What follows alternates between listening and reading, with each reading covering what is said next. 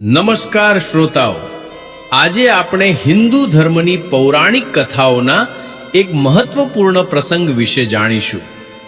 શ્રી કૃષ્ણના દેહત્યાગ પછી કળયુગનો પ્રારંભ.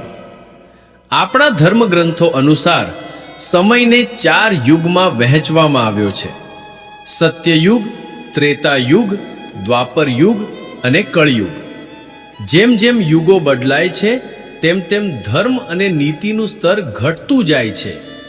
આપણે અત્યારે જે યુગમાં જીવી રહ્યા છીએ તે કળયુગ છે, જ્યાં અધર્મ 75% જેટલો પ્રભાવી હોય છે.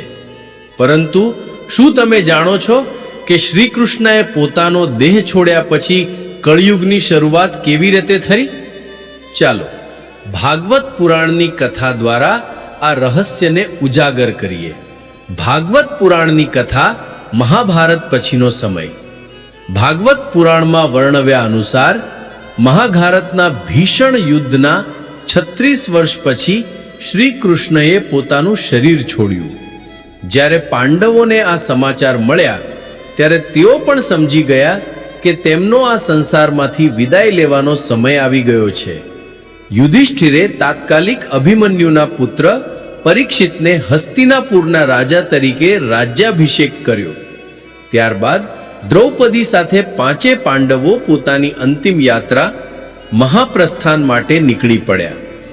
આ સમય હતો યુગ પરિવર્તનનો. રાજા પરીક્ષિતના સિંહાસન ગ્રહણ સાથે જ કળયુગના આગમનની ઘડી નજીક આવી રહી હતી. કળયુગ અને રાજા પરીક્ષિતનું મિલન. એક દિવસ રાજા પરીક્ષિત શિકાર માટે ગાઢ જંગલમાં ગયા. ત્યાં તેમણે એક વિચિત્ર દ્રશ્ય જોયું. એક બળદ અને એક ગાય એકબીજા સાથે વાર્તાલાપ કરી રહ્યા હતા. ભાગવત પુરાણ કહે છે કે તે બળદ બીજું કોઈ નહીં પણ ધર્મના દેવતા પોતે હતા અને ગાય પૃથ્વી દેવી હતી.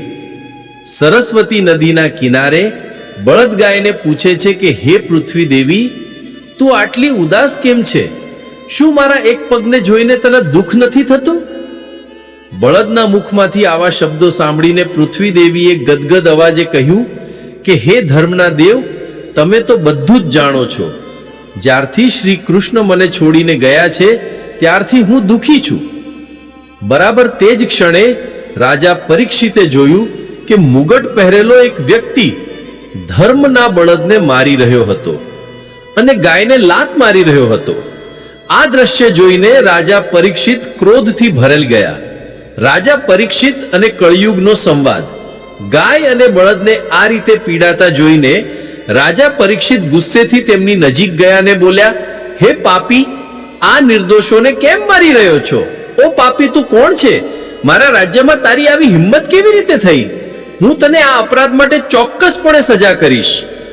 આમ કહીને રાજા પરીક્ષિતે પોતાની તલવાર ખેંચી અને કહ્યું કે આજ તારું મૃત્યુ નિશ્ચિત છે. હવે તું મારાથી છટકી નહીં શકે. રાજાના હાથમાં તલવાર જોઈને તે માણસ ભયથી ધ્રુજવા લાગ્યો. તેણે તરત જ કહ્યું, મહારાજ, હું કળયુગ છું અને હું અહીં રહેવા આવ્યો છું. આટલું કહીને તે રાજાના ચરણોમાં પડી ગયો. ત્યારે રાજા પરીક્ષિતે કહ્યું કે તું હવે મારા રક્ષણમાં છે એટલે હું તને મારીશ નહીં, પણ તું મારું રાજ્ય તરત જ છોડી દે. કળયુગે વિનંતી કરતા કહ્યું, મહારાજ, આખી પૃથ્વી પર તમારું રાજ્ય છે તો મારે ક્યાં જવું? ત્યારે રાજા પરીક્ષિતે તેને રહેવા માટે 4 જગ્યાઓ આપી.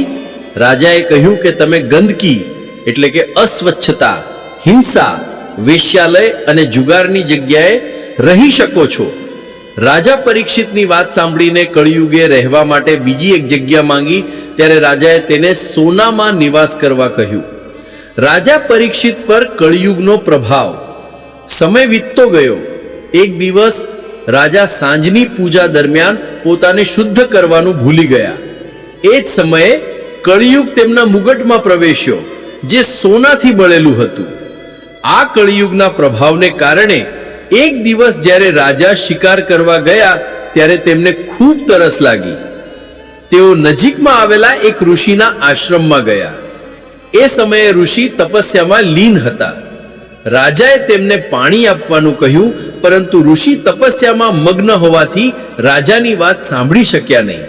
જ્યારે રાજા પરીક્ષિતને વારંવાર વિનંતી કરવા છતાં પાણી ન મળ્યું ત્યારે કળિયુગના પ્રભાવથી તેમની બુદ્ધિ ભ્રષ્ટ થઈ ગઈ. તેમણે ઋષિના ગળામાં એક મૃત સાપ મૂક્યો અને ત્યાંથી ચાલ્યા ગયા. રાજા પરીક્ષિતનું મૃત્યુ અને કળિયુગનો પ્રારંભ. થોડા સમય પછી જ્યારે ઋષિ શૃંગી આશ્રમમાં પાછા ફર્યા ત્યારે તેમના પુત્રએ પિતાના ગળામાં મૃત સાપ જોઈને ગુસ્સે થઈ ગયા. તેમણે તત્કાળ શ્રાપ આપ્યો અને કહ્યું કે જે કોઈ પણ આવો અધર્મ કરશે તે આજથી 7મા દિવસે તક્ષક નાગના ડંખથી મૃત્યુ પામશે. અને ખરેખર 7મા દિવસે રાજા પરીક્ષિતને તક્ષક નાગે ડંખ માર્યો અને તેઓ મૃત્યુ પામ્યા. એવું માનવામાં આવે છે કે તે જ દિવસથી કળિયુગની સંપૂર્ણપણે શરૂઆત થઈ હતી. શ્રી કૃષ્ણના દેહત્યાગ પછી પાંડવોએ સંસાર છોડ્યો અને પરીક્ષિત રાજા બન્યા ત્યારે કળિયુગે પૃથ્વી પર પોતાનો પ્રભાવ વિસ્તારવાનું શરૂ કર્યું. રાજા પરીક્ષિતની કથા એ દર્શાવે છે કે કળિયુગ કેવી રીતે ધીરે ધીરે ધર્મ અને નીતિને ક્ષીણ કરે છે અને મનુષ્યના મન પર પ્રભાવ પાડી શકે છે. નિષ્કર્ષ: આશા છે કે આ કથા તમને કળિયુગના પ્રારંભ વિશેની માહિતી સમજવામાં મદદરૂપ થઈ હશે. આ કથા આપણને શીખવે છે કે કેવી રીતે ધર્મ અને અધર્મ સતત સંઘર્ષમાં રહે છે અને કેવી રીતે કળિયુગનો પ્રભાવ સૂક્ષ્મ રીતે માનવ જીવનમાં પ્રવેશ કરી શકે છે.